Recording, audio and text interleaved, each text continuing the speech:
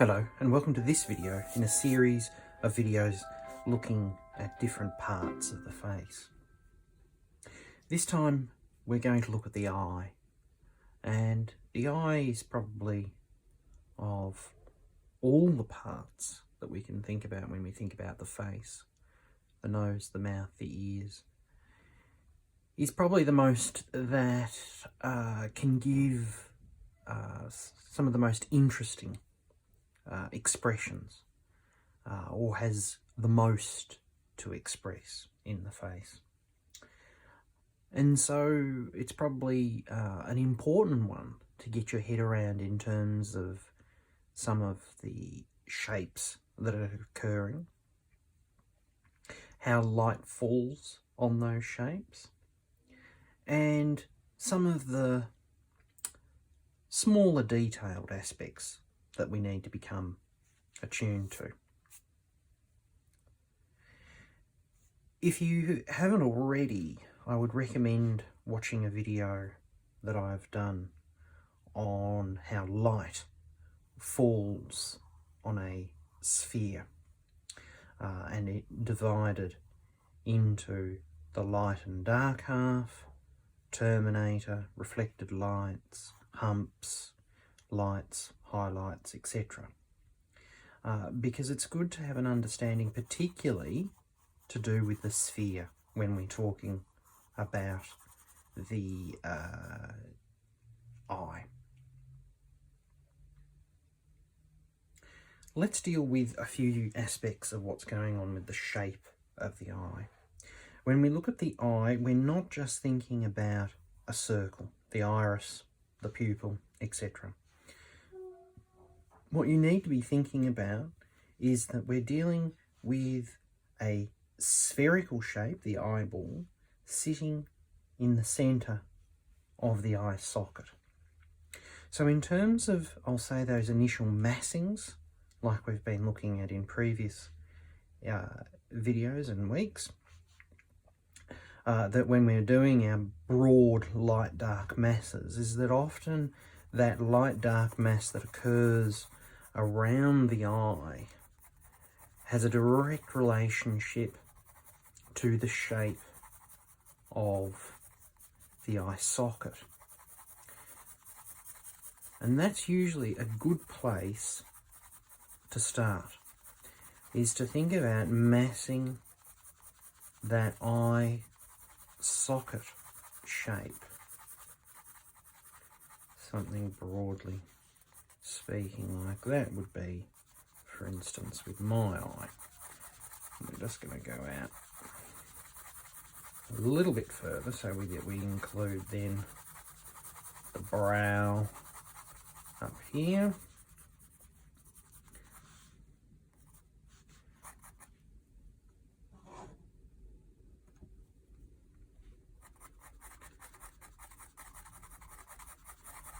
And we're going to get that just going a wee bit darker. So be really concentrating on that shape. Now the key thing about the eye socket is that it's a part of the face that recedes. So we have to be careful not to make it too light. And that's often the mistake that people do, is that they make this area have too much light in it, forgetting that it is an area that is receding. So we're going to go for a nice, even tone. As always, these exercises, yes, I'm doing them in pencil, but they could easily be done in a similar fashion with paint as well. And I would recommend not only doing them in pencil, but also having a go in paint. Eye socket. Something like that. Now, as I said, it's an area that's receding. And why I'm saying that people often put too much light in there is that they observe and maybe make the whites of the eyes too white. And so anything that is light is going to jump forward. It jumps at you, anything that's light. So if you introduce too much light into the eye socket, it will make the person look googly-eyed, or it will really bulge those parts if we're not careful. So just be conscious of that. The next thing, as I said, that we're thinking about is that what we're dealing with here is an eye socket that the eyeball sits within. So the eyeball is suspended within the eye socket, like so. It is a circle, it is a sphere. It isn't then up here, it isn't up here.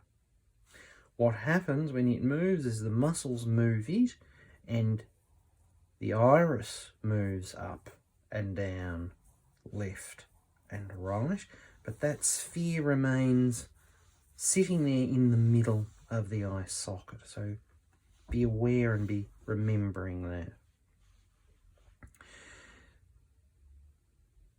Our first observation then is to make a pinpoint of then where the pupil would be within this eye socket. The next part is to then think about the size of that iris surrounding, and we're just going to start to mass something about so big. When it comes to the size of the iris, is that it's actually a fairly small, well, it ends up being about, it's a small part of the overall eyeball, but in terms of what we see and what is exposed, is actually there's a proportion, and that if you think about an eye like so,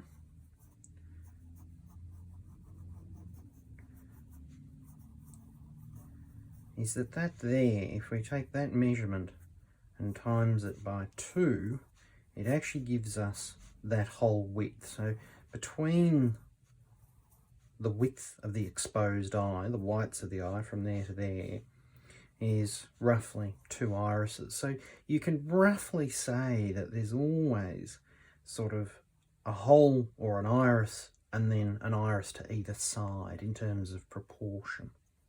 So we don't want to necessarily make that iris too big to begin with, and I'm just going to then just gently darken that here initially with my HB to start to give us a bit of a sense of that in there.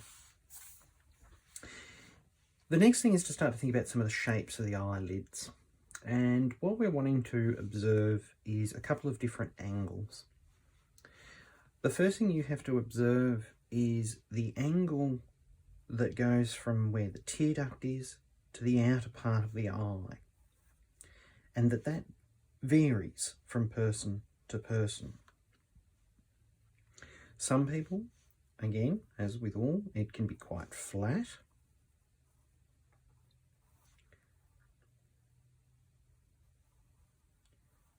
That shape. In other people, that shape will begin to angle up, like so. A much bigger eye. Or that shape will start to angle down.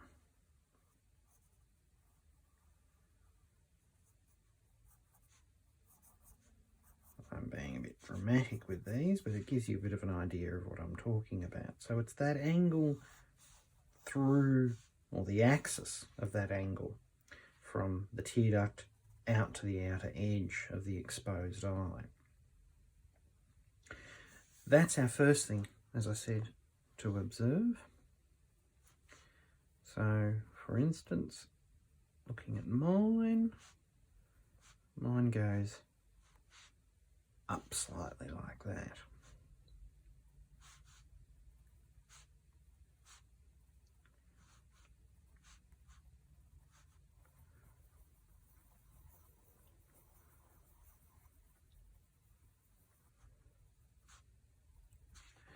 The next thing to observe is that once you've established that,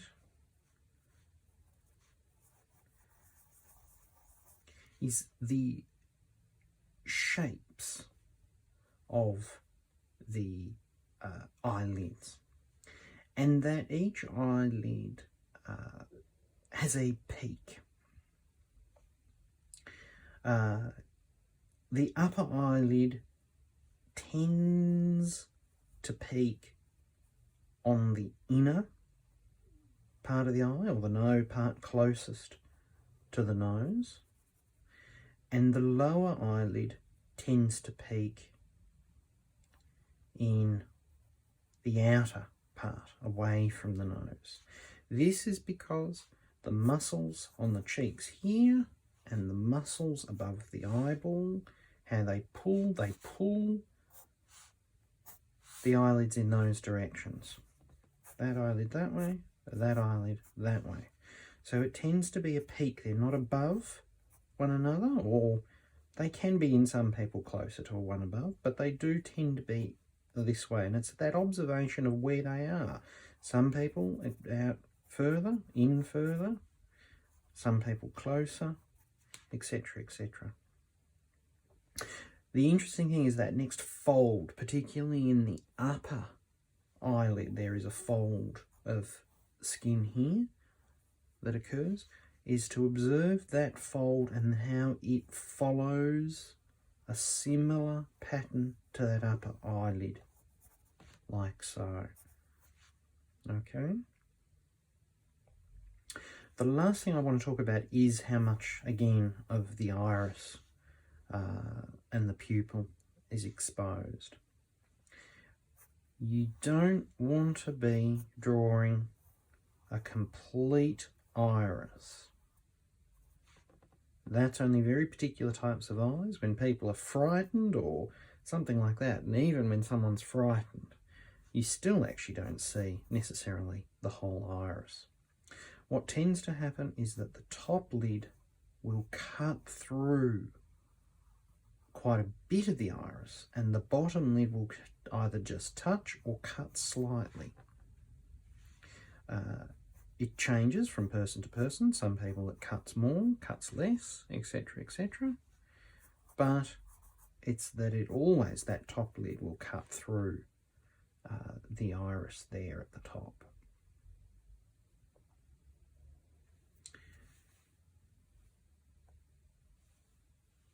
The last thing is thinking about the eyebrow itself as well. And it tends to have a crown too. So here we've talked about the crown of the eyelids, is that the eyebrow tends to have a crown at some point as well, that it raises to some kind of point. Again, that's going to be different from person to person, and depending on whether they do any personal manicuring or have manicuring done, that will vary. But it tends to then again go to the outside of the face, that crown, and its position in relation to the eye is a very important observation to make. So here we've got the eye socket.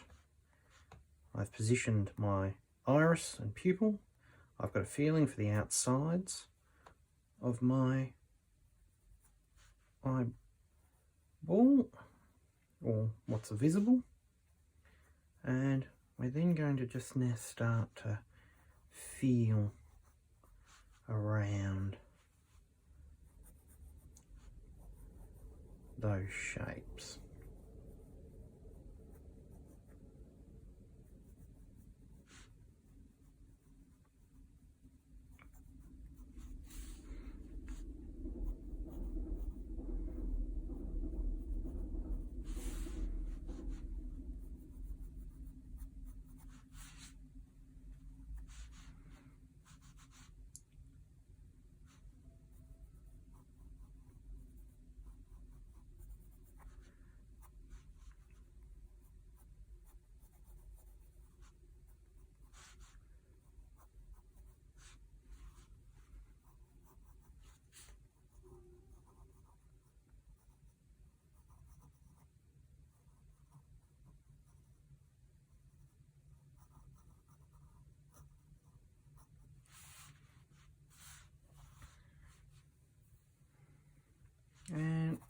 to start to indicate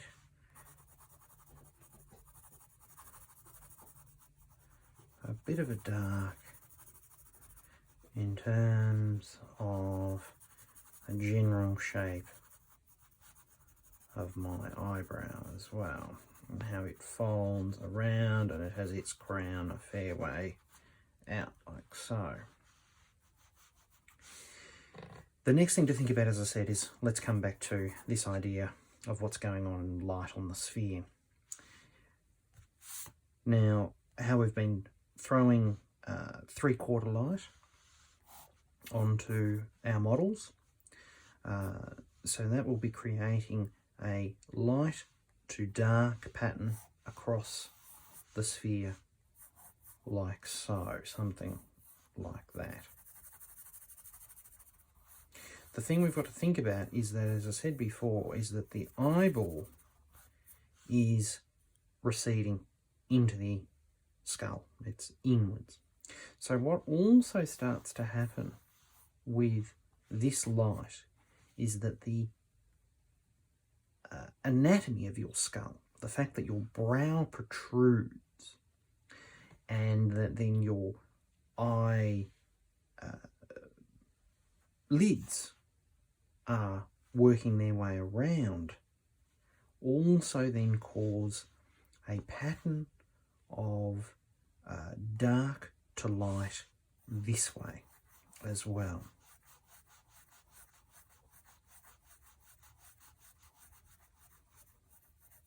So that you end up at the darkest, like when we looked at the lips, them having quadrants, is that you end up with the darkest part of the eye, if the light is coming this way, being up in this quadrant, these being like mid-tones, and the lightest part being down in here. So that's what we've got to think about here when we're thinking about our eye up here and observing our eye, is that we've got these shifts of light coming this way,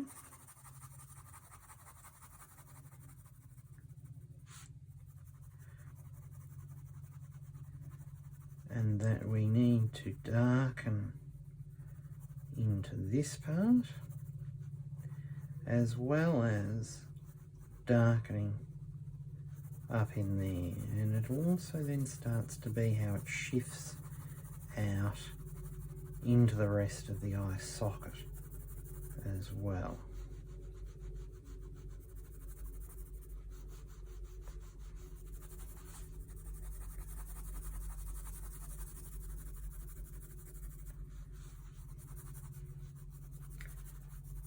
So the light is falling from this direction on my eye, just so that you can see in terms of my observation of what I'm looking at in the mirror too.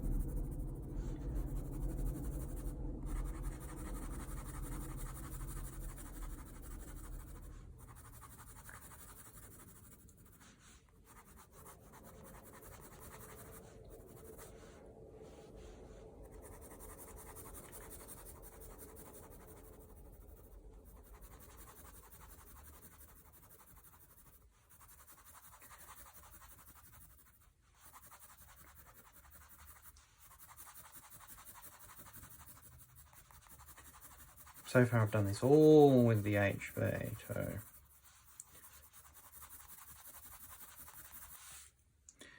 Let's move up to the 2B. Now what we're going to do is just start to refine some of these shapes and some of these darks. So I'm just going to start to observe, and again, is rather than drawing individual eyelashes or anything like that, is to just indicate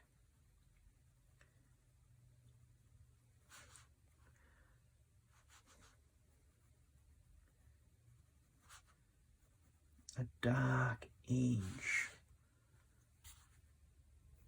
and a heaviness to that dark edge.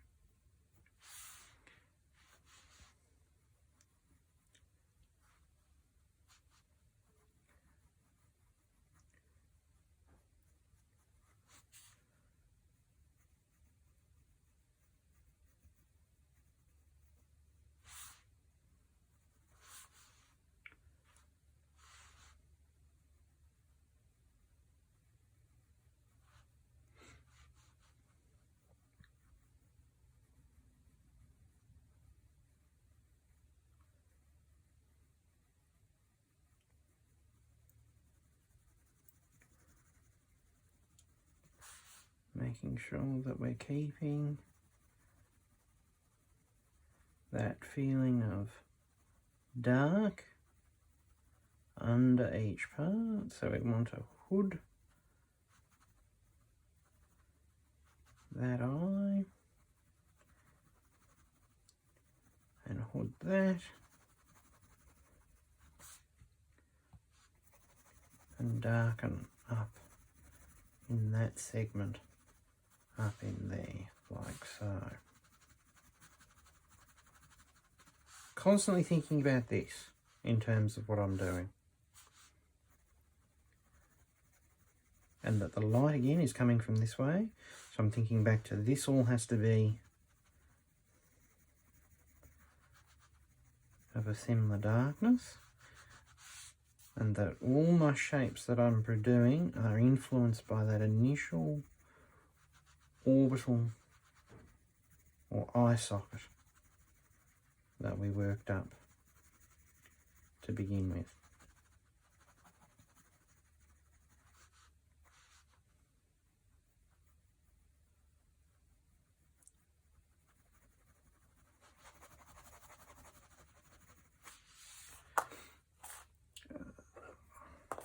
Right, here we go.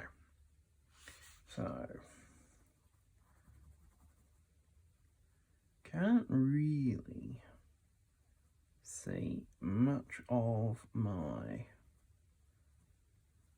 iris, but I'm just going to leave that fairly soft and disappearing. We're going to introduce that nice dark in there around the eye socket, the eye tear duct. It's got to be big.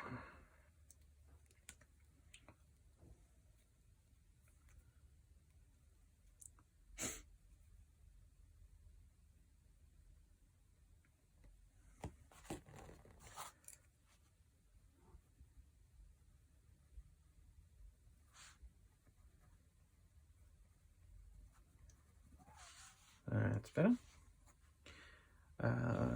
Looking for that darkening of the top eyelid. Come on, Violet. Good girl. And then let's come in with again, reinforcing that shape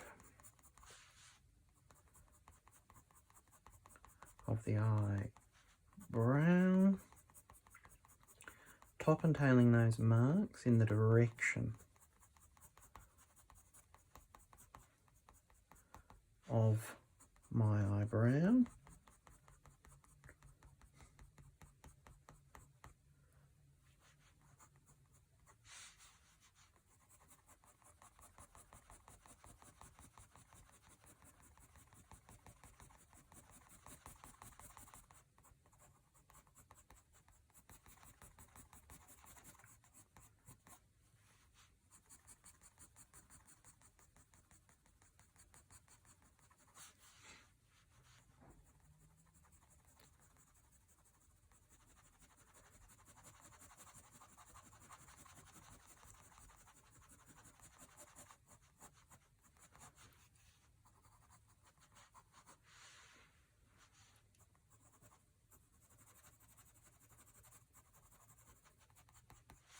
Like so.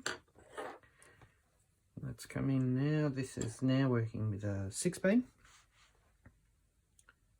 So again, just to reinforce some of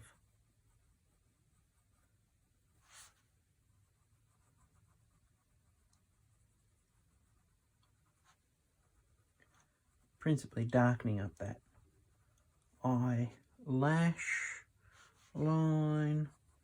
There's also a little bit of a dark under there, which is indicated by the eyelashes as well. And rather than draw individual eyelashes, it's better just to put in a darker mass.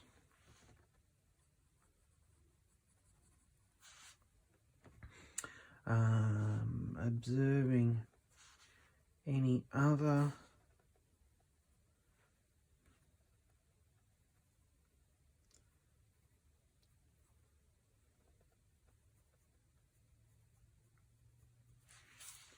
details that I could put in. And again, I mean, this comes back to, you know, for me personally, I sort of have darker patches that come from the purpley colours around my eyes,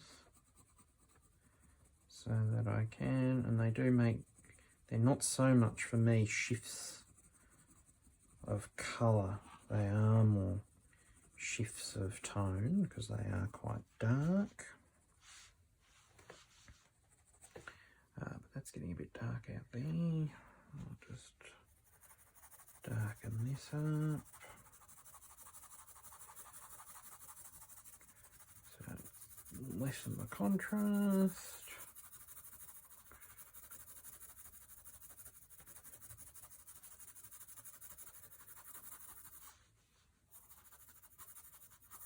And just to finish some of the form around here. Lightest area here.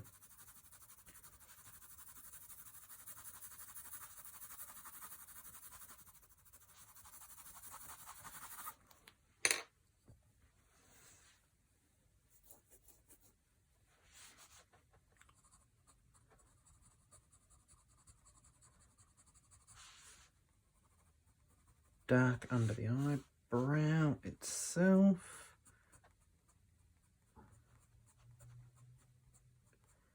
Indicate a couple of individual hairs. Let's darken up in a few other areas to create the feeling of reflected light up in there.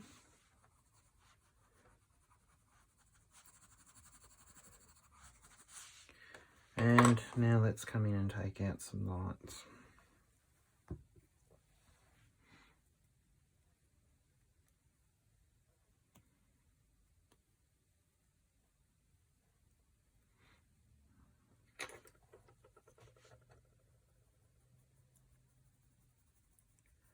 What I'm avoiding, and hopefully you can see, is that there is actually no, this area here has been covered by graphite. I actually haven't left anything as just the white of the paper to indicate the whites of my eyes.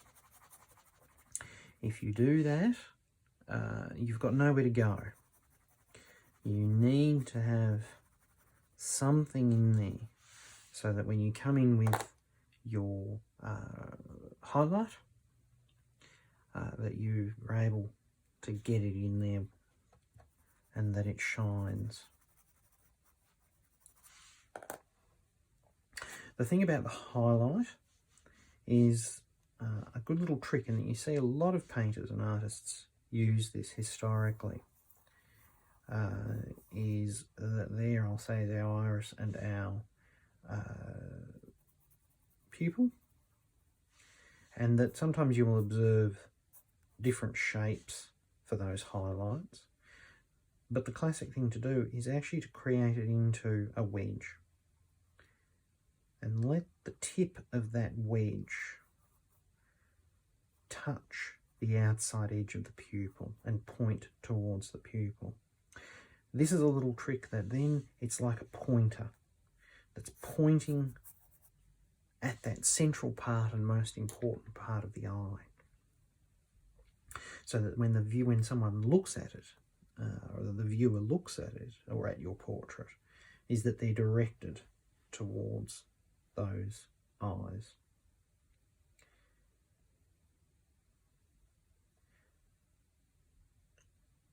So work the needle eraser into a point.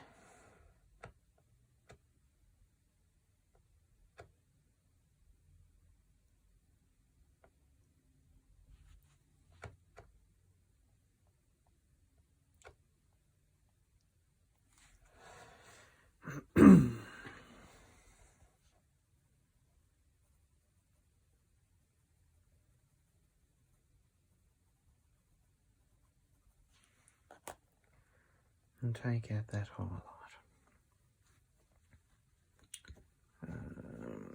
Probably just come in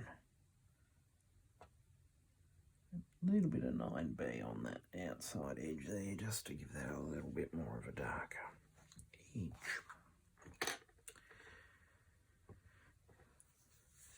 When it comes to now observing different emotions within that eye, it comes back to observing what's going on with these eyelids. That's the key, the direction that they go in. So that maybe when your eyes become surprised, is what you will maybe notice is that that bottom eyelid doesn't move and that top one will go up. And what I would say is that you will see is that that eyeball will still stay sitting on just on or just underneath that bottom eyelid, and you'll see the top of the eye become exposed like that. If you smile, is that most people's eyes become closer together. And again, you still have to observe there's a subtle, I'll draw that slightly better, you'll find that there is a subtle still crowns of the eyelids, and it becomes very difficult to see the light of the eye, or the whites of the eye. It becomes very dark in there. You might find that there's a slight lifting of the eye in some smiles, and that you'll find the muscles pulling on that upper lid just ever so slightly, and maybe, for instance, with me, rather than it be slightly more angled, mine starts to curve out a little bit more, and that bottom one remaining the same. So it's observation of those eyelids. Just remember that what happens here is in conjunction with what's going on at the nose and what's going on with the mouth particularly. And that with a smile, as I said, it's pulling up on those muscles on the cheek, and so then that's pushing things around, up around the eyes as well.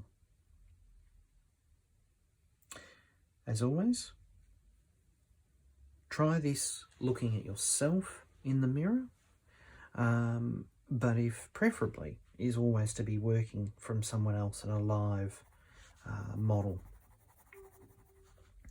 And to also, if you are working with colour, with paint, even to be doing this in pastel or coloured pencils would be a good exercise to follow through, looking at colour as well and working out this exercise in colour.